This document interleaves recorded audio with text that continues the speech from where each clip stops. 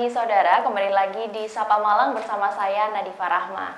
Nah saudara tinggal menghitung hari lagi nih, tanggal 14 Februari 2024 nantinya kita semua masyarakat Kota Malang akan memilih presiden, wakil presiden dan juga calon anggota legislatif seperti itu ya. Nah apa saja yang perlu disiapkan, lalu juga apa saja di sini yang untuk mengantisipasi potensi-potensi kecurangan begitu ya untuk pemilu 2024 nanti dan juga pengawasan kampanye saat ini hingga saat nanti pencoblosan. Lalu apa juga yang perlu disiapkan oleh Bawaslu Kota Malang untuk menghadapi pemilu 2024 nanti.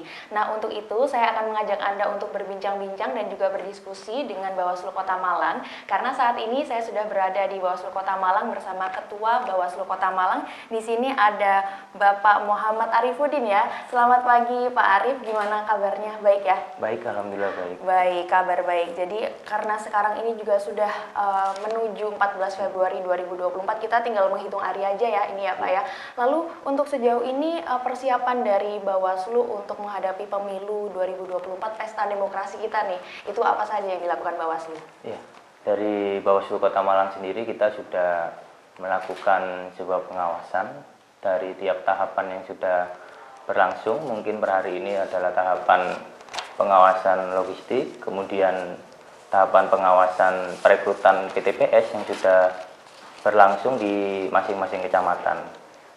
Mungkin itu dari Bawaslu yang sejauh ini sudah kita laksanakan per hari ini. Per hari ini. Lalu juga persiapan-persiapan yang selanjutnya nih sebelum menuju pemilu 2024 nanti, karena ini kan tinggal sebentar lagi ya. Apa saja yang perlu disiapkan secara teknis maupun secara hal-hal lainnya, apa yang perlu disiapkan Bawaslu untuk pemilu nanti?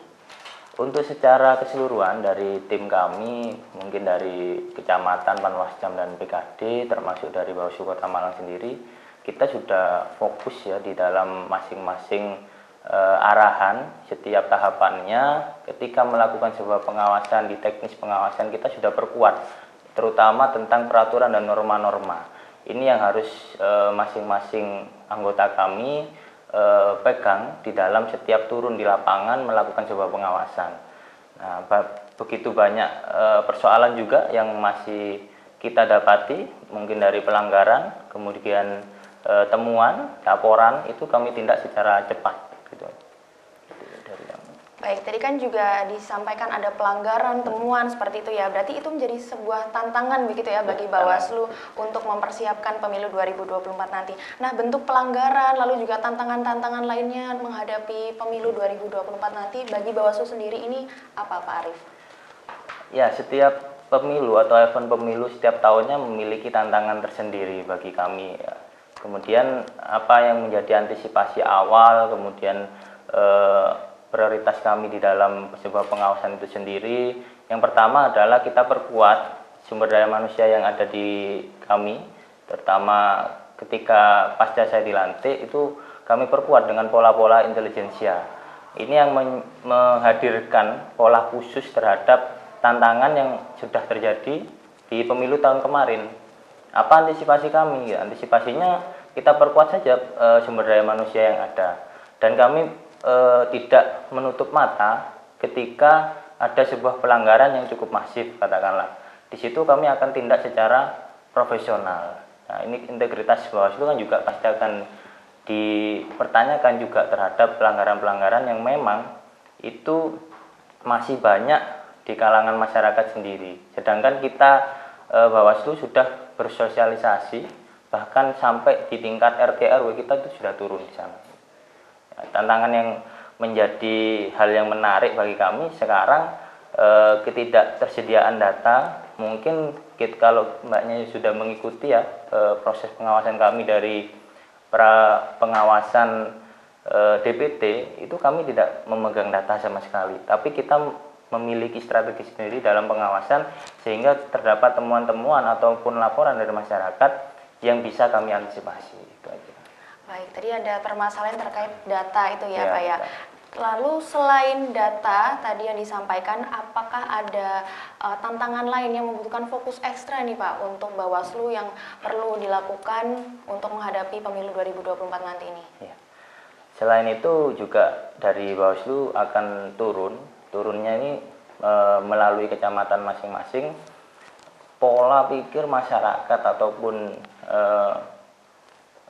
beberapa kebiasaan masyarakat terhadap keinginan untuk suksesnya demokrasi itu masih minim gitu. Kalau kita lihat pola pikir dan perspektif masyarakat Kota Malang sendiri untuk melaporkan sebuah pelanggaran pun masih dengan cara yang cukup mainstream katakanlah, seperti langsung diupload di sosial media. Sedangkan Bawaslu sebenarnya sudah hadir di situ gitu. Kita hadir di dalam sebuah pengawasan, sebuah pelayanan, bagaimana sebuah laporan yang kita kemas nanti sehingga memunculkan atau memberikan wadah tersendiri bagi masyarakat gitu. Dari Bawaslu sudah maksimal ya. Tetapi masyarakat juga akan perlu edukasi tentang pendidikan politik, kemudian peserta pemilu juga harus aktif juga ya. Tidak hanya penyelenggaranya tapi peserta pemilunya juga harus aktif di dalam pesta demokrasi ini gitu.